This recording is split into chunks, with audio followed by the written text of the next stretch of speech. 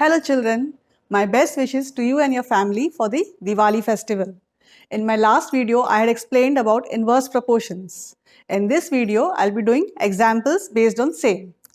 So here is an example. A person has money to buy 25 cycles worth rupees 500 each. So a person has certain amount of money from which he can buy 25 cycles at the rate of rupees 500 per cycle. So the total amount, if you want to know, is 25 into 500. The number of cycles he can buy and the cost per cycle. Now how many cycles he'll be able to buy if each cycle is costing rupees 125 more. Now the amount he has is fixed and that is the constant of proportion in this case. Amount is fixed and they are asking now how many cycles he can buy if the price is increasing. So clearly when the cost per cycle increases, the number of cycles he can buy with the same fixed amount will decrease. So both the quantities, that is the number of cycles and the cost or the price per cycle, they are moving in opposite directions. If the cost is increasing, the number of cycles he can buy decreases with the same amount. So this is a case of inverse proportion. So first I'll draw the table and whatever information is given to me, I can write it down in this table. The two things which are being compared in this question are the number of cycles which I can buy and the cost or the price of each cycle. So I have represented the cost by the variable x and the number of cycles which I can buy by the variable y. I have been given that I can buy 25 cycles at the cost of rupees 500 each. So when the cost is 500, I can buy 25 cycles. Now, how many cycles can I buy when each cycle is costing rupees 125 more? Now the cost has increased by rupees 125. So the new cost is 500 plus rupees 125. That is equal to 625. Now when the new cost is 625, they are asking how many cycles can I buy? So let that be equal to x. Now clearly if you can see here, when the cost of each cycle will increase, the number of cycles which I can buy with the same fixed amount will decrease. So when the cost increases, the number of cycles which I can buy will decrease. So this is a case of inverse variation. So I can write more the cost,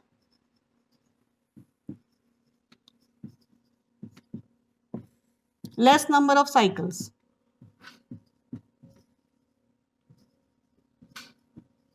That is, one thing is going up and the other is decreasing. So variation or proportion is inverse. Variation is inverse. Now in case of inverse variation, we know that the product of the two quantities x and y always remains constant.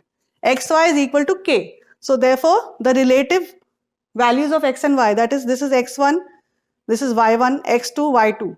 This will also be equal to each other. So therefore I can say, since variation is inverse, x1 into y1 will be equal to x2 into y2. Now I will substitute my values. What is x1? x1 is 500, y1 is 25. This will be equal to x2 is 625 into y2. Therefore, I can find the value of y2. I bring the 625 down. 500 into 25 divided by 625. Now 25 goes once, 25 goes 25 times. Here 25 goes once, 25 goes 2 times in 50 and 0.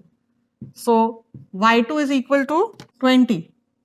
That is, when the price increases from 500 to 625, I can buy 20 cycles. That is less number of cycles. Now there is another way to do the same question, which I'll just show you on this side. Now we also know when the variation is inverse, the ratio of the values of x is equal to the inverse ratio of the values of y. So therefore I can say that x1 is to x2 will be equal to inverse ratio of the values of y, that is y2 is to y1.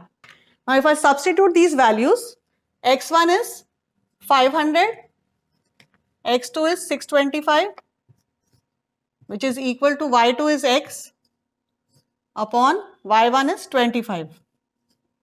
Therefore, I can say I can find the value of x by cross multiplication. Therefore, x is equal to 500 into 25. The known values will come in the numerator upon 625. So again I get the same answer by simplifying. X is equal to 20 cycles. So hope this example was clear to all of you. In my next video, I'll be solving another example based on inverse proportions.